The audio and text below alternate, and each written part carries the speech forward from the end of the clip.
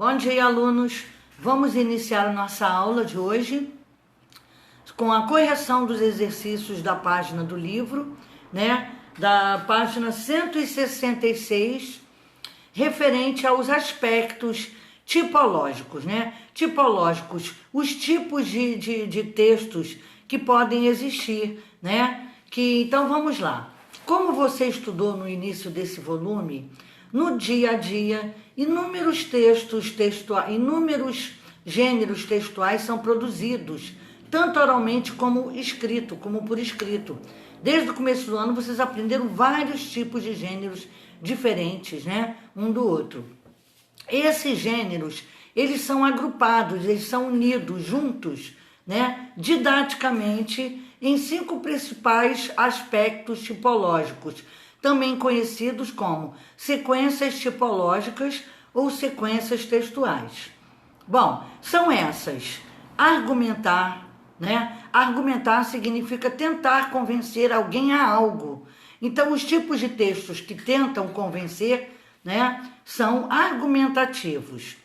Existe também, o aspecto tipológico de expor, de mostrar algo para alguém, Então, esse tipo de gênero é chamado expositivo. Existe também o aspecto tipológico de narrar, de contar uma história, de algo, de alguma coisa ou de algo.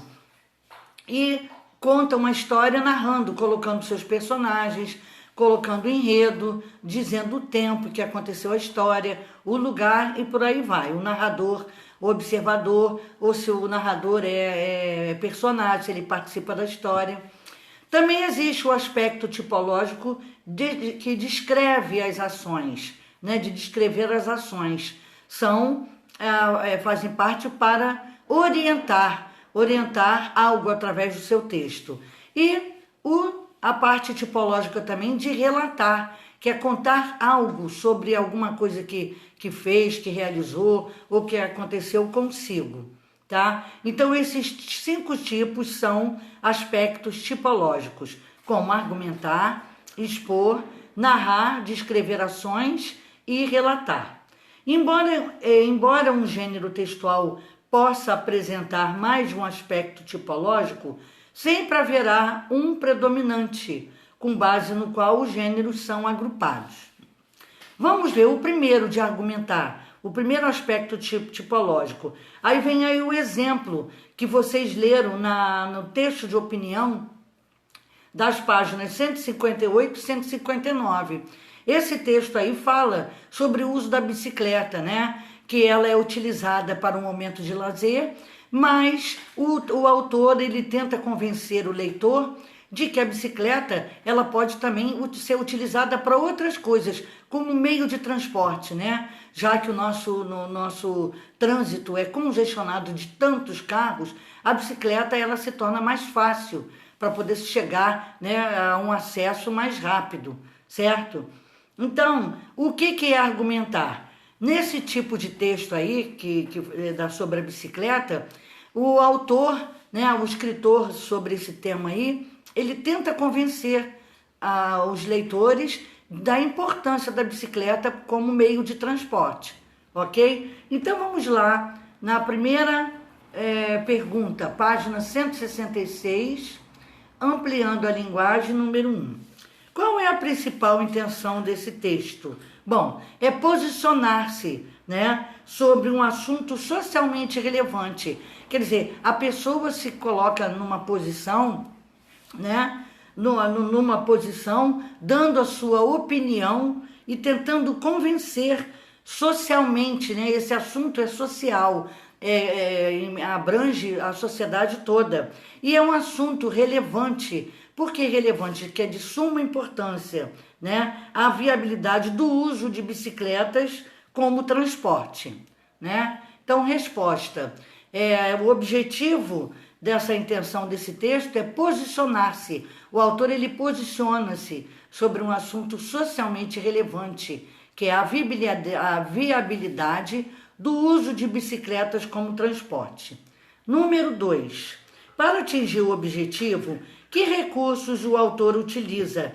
Ele utiliza de argumentos para tentar convencer o leitor que as suas ideias são certas, né? Corretas. Bom, ele utiliza argumentos que sustentam o seu ponto de vista. Continuando, página 167, número 3. Vocês estão vendo aí que agora aparece um verbete com seu significado, retirado do dicionário. O dicionário é o quê? É o lugar onde se reúnem todas as palavras da língua portuguesa. Para quê? Para que nós possamos fazer a pesquisa sobre os verbetes, que são as palavras, os vocábulos, né? Que a gente deseja saber o significado, ou então como é que ela é escrita, para não escrever errado. Então, a gente tem o exemplo do verbete linguagem com seus significados. Aparecem vários significados, tá? Então, na letra A, com que intenção as pessoas consultam o dicionário? Para poderem saber o significado dos verbetes, né? Das palavras que a pessoa precisa saber, né? Você vai escrever, você tem que saber qual palavra ser colocada dentro da sua frase, para ela ficar correta. Então, vamos ver a resposta. Geralmente, para procurar o significado de uma palavra e consultar a grafia correta de um vocábulo, para poder escrever corretamente o vocábulo, ou seja, a palavra. Letra B. Que informações o leitor pode encontrar nesse verbete de dicionário? Ele encontra a etimologia, ou seja, da onde vem, né, a raiz, da onde vem a palavra pesquisada, né? Então, que se chama origem etimológica. Encontra-se também a separação de sílabas para a pessoa saber como a palavra é separada. Encontra-se também a classe gramatical para saber que se ela é um pronome, se é numeral, se é verbo ou preposição e por aí vai. As diferentes acepções, né, significados do vocábulo, da palavra. E também encontra o plural da mesma, né, da palavra. Então, as informações que nós recebemos sempre com os verbetes a separação sílaba da palavra, a origem etimológica, da onde ela veio, a classe gramatical que pertence, as diferentes acepções do vocabulário. Porque uma palavra só que a gente pesquise, ela pode ter vários significados. Você vai ter que pegar o que você achar que colocado dentro da frase, a frase fique com sentido, entendeu? Então, vamos para a letra C. Em um verbete, podem aparecer diferentes significados, acepções, né? Acepções significa significados de uma mesma palavra, de forma, né, é definido qual dos significados de que forma é definido qual dos significados é mais adequado para determinada situação. Para saber qual significado é o mais adequado em determinada situação, deve-se analisar o contexto, né, em que a palavra aparece, para não colocar a informação errada. Vamos agora para a página 168. Agora vamos para outro tipo, né? De gênero.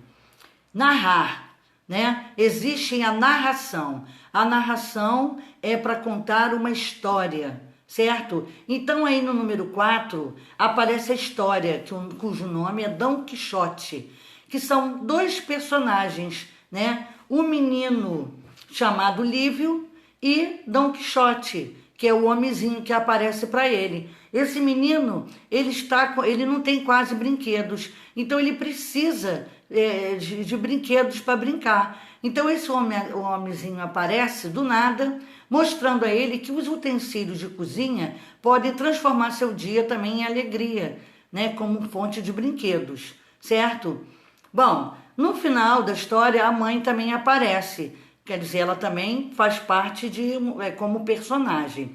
Então vocês veem que aí o texto foi desenvolvido em parágrafos, né? Então, geralmente a narração é feita em parágrafos e possui um narrador que participa da história ou não, não é? No caso aí, o narrador não participou porque ele não entrou na história como personagem, né? E houve um enredo, uma história em si, teve seus personagens, teve o tempo, né? Aliás, existe o tempo e o local, o lugar. Então, por isso que é uma narração. Letra A, do número 4. Nesse texto, as emoções de Lívio com Dom Quixote são divididas com o leitor. Qual acontecimento do texto mais lhe chamou a atenção? Então, vocês vão fazer com calma essa questão, porque é uma opinião de vocês, pessoal. Ok? Letra B. Essa história ela é construída de modo a criar um clima de fantasia, não é? Então, feito um sonho, porque na realidade não existe homenzinho nenhum, então parece que é um sonho, né? Uma fantasia. Que elementos no texto ajudam a construir esse clima? O aparecimento do homenzinho, né? Que é o Dom Quixote, a utilização dos objetos de cozinha como instrumentos de defesa e de aventuras, certo? Agora vamos para a página...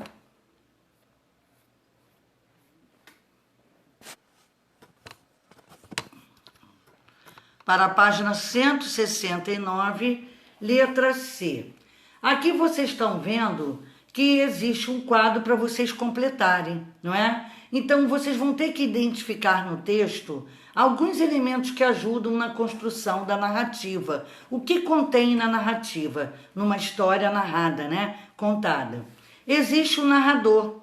Então, o narrador aí na história, ele é observador, porque ele não participa da história, ele só conta a história. Os personagens são, né? Então, o narrador a história é contada por um narrador que observa, ele é observador, não participa da história, só conta a história. Apresenta também na narrativa, na narração, né, os personagens que são Lívio, o homenzinho que é Dom Quixote e a mãe, que aparece no final da história. Então, os personagens são Lívio, Dom Quixote e a mãe de Lívio. Bom, o espaço onde ocorre a história é na casa de Lívio, ok? O tempo não é determinado, não apresenta. Geralmente, numa narrativa, o tempo é apresentado, mas em alguns casos não. Ele fica oculto, né? A pessoa não tem uma determinação direta. Então, esse tempo aí, não há especificação exata de quando esses fatos ocorreram, ok? Vamos agora para o enredo. O enredo é a história em si. Lívio, um menino de 4 anos, queria brincar, mas não tinha brinquedos legais não tinha brinquedos legais até perceber, com a ajuda do personagem Dom Quixote, que era o homenzinho, que os utensílios domésticos de sua cozinha podiam se tornar brinquedos se ele usasse a imaginação. E foi dessa forma que ele fez, né? Ele criou os seus próprios brinquedos. Bom, outra parte, né? Então, Lívio, um menino de 4 anos, queria brincar, mas não tinha brinquedos legais, até perceber, com a ajuda do personagem Dom Quixote, que os utensílios domésticos de sua cozinha podiam se tornar brinquedos que ele usasse, se ele usasse a imaginação dele. Bom, outro tipo de aspecto tipológico, né? Na página 170, número 5. Vocês vão ver agora, outro aspecto é descrever ações. Existem textos que só servem para descrever ações. E geralmente são textos que instruem, que orientam, né, as pessoas.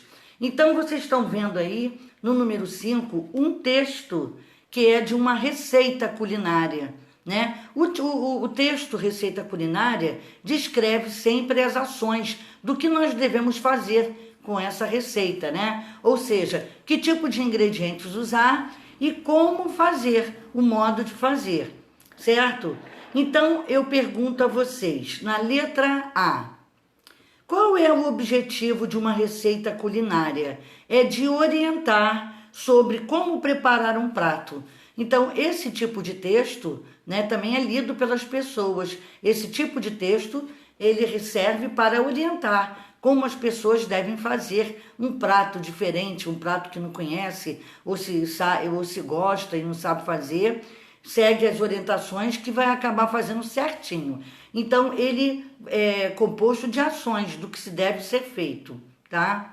Resposta: serve para orientar sobre como preparar um prato. Letra B: qual é o objetivo de cada parte dessa receita? Bom, a primeira são os ingredientes, né? Que mostra o que a gente precisa comprar para poder fazer a receita, né? O que a gente precisa usar para a receita sair certinha. E a segunda é o modo de preparo, que orienta a gente a como fazer, né? E realizar esse prato feito pela pessoa. Então, a resposta: a primeira são os ingredientes, que mostra ao leitor o que será necessário para a elaboração da cocada. No caso aí, a receita é cocada de coco verde, né? A segunda é o modo de fazer, que orienta, né, o leitor sobre como fazer a cocada. Vamos ver a letra C. Em qual parte da receita há a predominância de formas verbais, né, que orientam as ações do leitor na preparação do prato?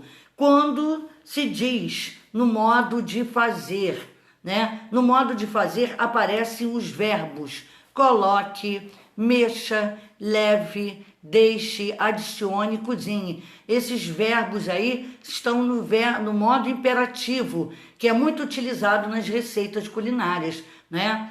É uma forma de dizer para a pessoa o que ela deve fazer, tá? E então, quer dizer, os verbos são coloque, né? Coloque, mexa, leve, deixe, adicione e cozinhe. Vamos agora para a página 171. O verbo, agora nós vamos ver outro tipo de, outra parte, peraí. Agora nós vamos ver outro aspecto tipológico, desculpa, é o relatar. Relatar é contar uma história. Aliás, relatar é contar algo que a pessoa fez, ouviu ou presenciou, então vai contar, né, as coisas que aconteceram com ela. Então, nesse texto do número 6, né, o que acontece? É uma pessoa, né, que ela fala sobre os aspectos, né, esse Marcos Pontes, ele está em órbita, né? Então ele mostra para a gente as coisas que ocorrem com ele de forma negativa durante a viagem dele no espaço, né? Então vamos ver a letra A. Marcos Pontes relata, quer dizer, conta aspectos sobre a vida no espaço e as reações no corpo. São reações positivas ou negativas? Ele faz o quê? As reações são negativas. Ele mostra as coisas que não fizeram bem a ele. Então, são negativas. Na letra B, segundo Marcos Pontes, estar em órbita causa quais reações no corpo humano? Bom, causa enjoos, né? Desorientação, a pessoa fica meio desorientada no espaço, aceleração da circulação sanguínea, distensão da coluna vertebral. Então, outra pergunta: por que elas ocorrem? Elas ocorrem em razão da ausência da gravidade e por ser um ambiente novo, ok? Continuando.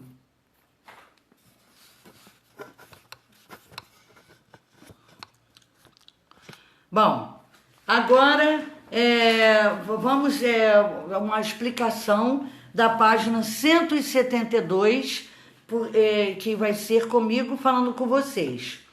Com os textos lidos, né, que nós lemos aí, podemos conhecer um pouco sobre aspectos tipológicos comuns aos gêneros textuais presentes no dia a dia. Observe a tabela a seguir, que mostra alguns gêneros textuais agrupados de acordo com a tipologia. Então, por exemplo, relacionado aos aspectos tipológicos, né, os tipos de textos que são para argumentar, ou seja, que são argumentativos, são esses gêneros orais escritos, para argumentar. Texto de opinião, diálogo argumentativo, carta do leitor, carta de reclamação, né? Debate regrado, discurso de defesa, discurso de acusação. Todos esses tipos de textos utilizam-se a argumentação para convencer as pessoas, aos leitores, sobre o seu ponto de vista, sobre suas ideias, através de argumentos, tá? Vamos ver agora a parte tipológica de expor. Quais são os tipos de gêneros orais ou escritos que fazem exposição? O seminário, né? Os alunos podem, em sala de aula, criar um seminário, criar uma aula expositiva, revisando a matéria, né? Para ver se houve aprendizagem. Outro tipo de de texto expositivo é o artigo ou verbete de enciclopédia. É expositivo, mostra as palavras para a gente, os verbetes com seus significados. Outro tipo, entrevista de especialista, tomadas de nota, resumo de textos expositivos ou explicativos, um relatório científico e o relato de experiência científica. Outro aspecto tipológico agora é o de narrar, de contar uma história. Todos esses gêneros orais escritos que eu vou falar agora são narrativos, contam uma história, contém personagens, tempo, lugar, enredo, né? E um narrador, seja observador ou personagem. Então, quais são os tipos de gêneros que entram no narrar, na narração? O romance, o conto, a crônica, a fábula, a lenda e a novela.